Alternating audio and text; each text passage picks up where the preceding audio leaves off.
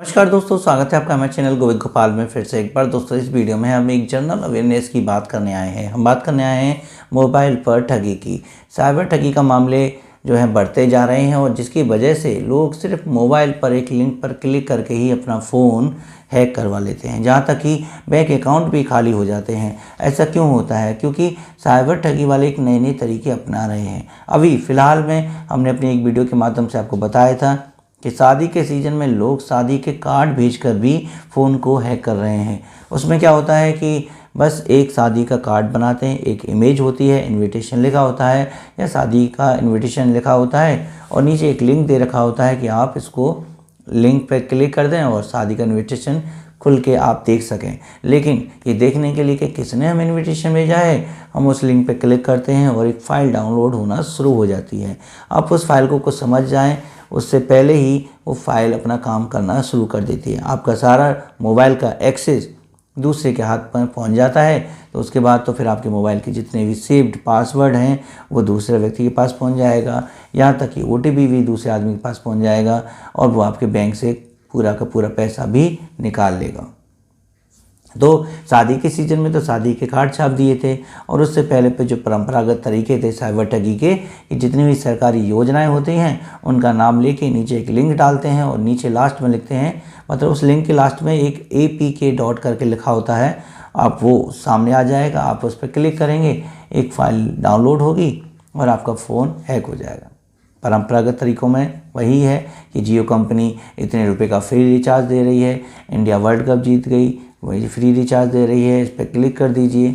अलग अलग कंपनी के नाम से इसे ठगते हैं और यहाँ तक कि सरकारी योजनाएं यानी कि मुफ्त खाद वाली हो या सोलर सिस्टम वाली हो, उसको लेके भी जो है लिंक आ जाते हैं। तो बहुत से लोग उस पर क्लिक कर देते हैं कि चलिए देख लेते हैं स्कीम में क्या है, क्या सरकारी योजना का लाभ हमें मिल पाएगा या नहीं, और उसके चक्कर में एक फ़ाइल डाउनलोड होना शुरू हो जाती है।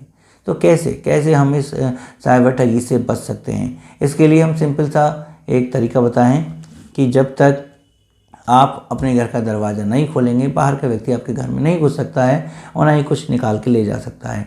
बस किसी भी चीज़ को आप अपने फ़ोन के अंदर जाने ही मत देना, और फ़ोन के अंदर चीज़ कोई तब जाती है जब कोई चीज़ आपके फ़ोन में डाउनलोड होती है। इसका मतलब होता है कि जब आप किसी लिंक पर क्लिक करते हैं तो एक अननोन फाइल आपके मोबाइल में डाउनलोड होती है, जो वायरस होता है एक तरह से, जो सिस्टम को हैक करता है और दूसरे के पास एक्सेस देता है। तो इस तरीके से कभी भी किसी भी लिंक पर क्लिक ना करें, खासकर जो APK लिखा हुआ हो लास्ट में। बाकी विभागीय ग्रुप होते हैं तो आप उसमें डॉक्यूमेंट फाइल हैं, PDF की फाइल हैं, XLS की फाइल हैं, उनके आप एक्सटेंशन जो लास्ट में डॉट करके .xls होता है, .doc होता है, PDF होता है, ये सब चीज़ें हैं, इनको ज़रा देख के ही लिंक पर क्लिक किया करिए, क्योंकि ये बताते हैं कि आपकी फ़ाइल किस फॉर्मेट की है। अगर एप्लीकेशन फॉर्मेट की है तो वो आपके मोबाइल के लिए खतरनाक साबित हो सकती है। .exe करके भी फ़ाइल को डाउनलोड मत कीजिएगा। कुछ फाइलें ऐसी होती हैं जो नहीं करनी चाहिए, बाकी आप सिर्फ अपने विभाग के अनुसार डॉक्यूमेंट फाइल, एक्सेल फाइल और डॉक्यूमेंट फाइल को भी खोल के देख सकते हैं। बात हम क्यों कर रहे हैं विभागीय ग्रुप की? क्योंकि अब मामला शिक्षक पर आ गया है। शिक्षकों के पास तमाम कॉलें आती थी बैंक से लोन लेने के लिए कि आपको पैसे की ज़रूरत हो तो हमसे लोन ले लीजिए। लेकिन अब मामला कुछ उल्टा हुआ कि शिक्षा विभाग में शिक्षकों के ऊपर अब एक ऐसी कॉल्स आने लगी हैं जो पैसे शिक्षकों के छीनने की कोशिश करेंगे। आप पे जितना पैसा है वो हमें दे दीजिए।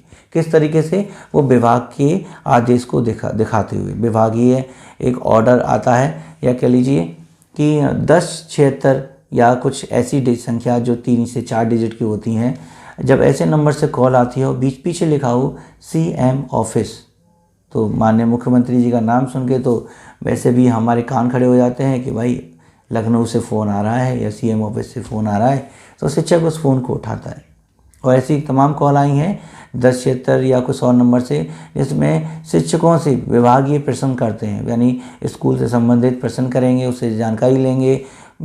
फिर ऐप के बारे में बात कर सकते हैं ऐप जो विभागीय ऐप हैं, प्रेरणा ऐप है, डीबीटी ऐप है और दीक्षा ऐप है, इनको लेके भी वो आपसे बात कर सकते हैं। फिर एक लास्ट में कहेंगे, अच्छा आपने अभी तक ये वाला ऐप डाउनलोड नहीं किया है जो माननीय मुख्यमंत्री जी का ही है, या कह लीजिए कि इस ऐप से विभागीय सूचनाएं आपको मिलेंगी, अभी अभी आदेश आए, इस ऐप को डाउनलोड करिए, हम लिंक भेज रहे हैं। और आप शायद सीधे ये मानते हुए कि वो फ़ोन सीधे लखनऊ से आया है, आप शायद उस ऐप को अपने फ़ोन में डाउनलोड कर लें और आपका फ़ोन फिर हैक हो जाएगा। दूसरा, शायद वो फ़ोन पे ये भी कह सकते हैं, जैसे और शिक्षक बता रहे हैं, जो शिकायतें मिल रही हैं कि वो आपका आधार कार्ड और आपका फ़ोटो अपलोड करने की बात कर रहे हैं। तो ऐसे काम तो हमें करने ही नहीं हैं, जो कभी भी हमसे ऐसी चीज़ें मांगे। हमने क्या कहा कि आपके घर में लूट तभी होगी जब आप अपने घर का दरवाज़ा खोलेंगे, यानी किसी भी फाइल को अपने फ़ोन में डाउनलोड करेंगे। ये एक तरीका है। दूसरा तरीका होता है कि खुद आप अपना सारा सामान लेके ज्वेलरी वैली या के गेट का दरवाज़ा खोलें और लुटेरों को दे दें। उसका मतलब सीधा सा है कि जब आप फ़ोन कॉल के माध्यम से, सिर्फ फ़ोन कॉल के, मतलब आप किसी लिंक पे क्लिक नहीं कर रहे, बस आप किसी के फ़ोन कॉल पर ही उसको अपनी सारी डिटेल बता रहे हैं। आप अपने एटीएम का नंबर बता रहे हैं, पलट के उसका सीवीसी नंबर बता रहे हैं, बैंक अकाउंट नंबर बता रहे हैं, आधार नंबर बता रहे हैं, आधार नंबर की फ़ोटो भेजें। यहाँ तक कि बहुत से लोग तो ओटीपी भी बता देते हैं, ये कह के कि आपका एटीएम बंद हो गया है, इसको एक्टिवेट कर रहे हैं, इसके लिए ओटीपी की ज़रूरत है। आधार वेरिफिकेशन के लिए भी आता है कि आपका आधार की जो केवाईसी नहीं हुई उसका ओटीपी बता दें। ये मामले तब होते हैं जब आप खुद ही अपनी सारी चीज़ें बाहर लेके जाके लुटवाने की फिराक में। दो तरीके, या तो किसी को अंदर घुसने मत दो, दूसरा अपना सामान जो निजी है, जो व्यक्तिगत तौर पर हमें कभी किसी को नहीं बताना है, जहाँ तक कि बैंक भी कभी भी हमसे नहीं पूछती है कि आपके बैंक के एटीएम की डिटेल क्या है। उन सब चीज़ों को ध्यान में रखते हुए कभी भी इन चीज़ों को शेयर ना करें। अगर विभाग से फ़ोन आया है तो कह दीजिए सर इसका लेटर निकाल दीजिए। और ऐसी फ़ोन कॉल पर अगर कोई ये कहता है कि हम सीएम ऑफिस से बोल रहे हैं, ये नंबर है और हमें आपकी पर्सनल डिटेल चाहिए, तो कह दीजिए हम अपने विभाग को उपलब्ध करा देंगे, आप विभाग से ले लीजिए। कुल मिला के जब तक लेटर न आ जाए हाथ में, हम कोई भी सूचना विभाग को नहीं देंगे। इसी विभाग से रिलेटेड हम और भी बात बताएं कि कभी कभी ग्रुप में किसी भी ऐप का अपडेट वर्जन के लिए भी लिंक भेज दिए जाते हैं। व्हाट्सएप ग्रुप पर विभाग ही भेजता है कि कभी BLO का एक अपडेट वर्जन आ गया है, आप इसको अभी डाउनलोड करें और उसके बाद उस पर काम करना शुरू करें। दीक्षा का आ गया हो, चाहे किसी भी एप्लीकेशन का जो सरकार उस पर काम करवाना चाहती है, उस ऐप को अपडेट करने के बाद विभाग उसको इसके लिंक को भेज देते हैं। ये भी एक गलत तरीका है, क्योंकि भले ही वो मैसेज जेन्युइन है, विभाग से आया है, लेकिन फॉरवर्ड करते करते कोई यदि उसमें एडिट करके उस लिंक को चेंज कर दे और उस लिंक की जगह वो अपनी APK फाइल डाउनलोड करने के लिए लिंक बना दे कि जो भी शिक्षक इस पर क्लिक करेगा अपडेटेशन के लिए, उसका फ़ोन हैक हो जाएगा। क्योंकि एक डाउनलोड फाइल होगी तो डाउनलोड होते हुए भी आप उस फाइल को रोकेंगे नहीं, क्योंकि ये विभाग का ऐप है। लेकिन लिंक में छेड़खानी बड़ी आसानी से की जा सकती है और फिर उस लिंक को छेड़ करके फिर उसको फॉरवर्ड कर दो, तो किसको पता है कि किसने एडिट किया और किसने शेयर किया। हो सकता है कि लगातार चलते चलते वो कई ऐसे शिक्षकों पर पहुँच जाएगा जो उस लिंक को क्लिक कर लेंगे, डाउनलोड कर देंगे और जो है आपका फ़ोन हैक हो जाएगा। तो ठीक, जो ये साइबर ठगी वाले जो लोग हैं, इनसे सचेत रहने के लिए हमें बस जागरूक होना है। दो चीज़ें रटनी है, किसी भी लिंक पर क्लिक नहीं करेंगे जिसके पीछे ऐसी ऐसी चीज़ें लगी हों, और अगर हमें कुछ चीज़ डाउनलोड करनी है, अपडेट भी करनी है, कोई ऐप, सरकारी ऐप भी अपडेट करना है, तो हम लिंक से क्यों, प्ले स्टोर पर जाके करेंगे। प्ले स्टोर सबसे ज़्यादा सिक्योर प्लेटफॉर्म है, जहाँ पर जाके अगर आपको BLO ऐप अपडेट करना है तो BLO डालिए और उस पर BLO ऐप आ जाएगा। जो आपके फ़ोन में पहले से इंस्टॉल्ड होगा तो उस पर इंस्टॉल्ड लिखाएगा, और अगर अपडेटेड करना होगा तो उस पर अपडेट लिखाएगा, और उस अपडेट पर क्लिक करिए, आपका BLO ऐप अपडेटेड। क्या ज़रूरत है उस लिंक से अपडेट करने की? कोई सा भी ऐप हो, हम सीधे प्ले स्टोर पर जाके उसको अपडेट कर सकते हैं। तो क्या करना है, बस सचेत रहना है, सावधान रहना है।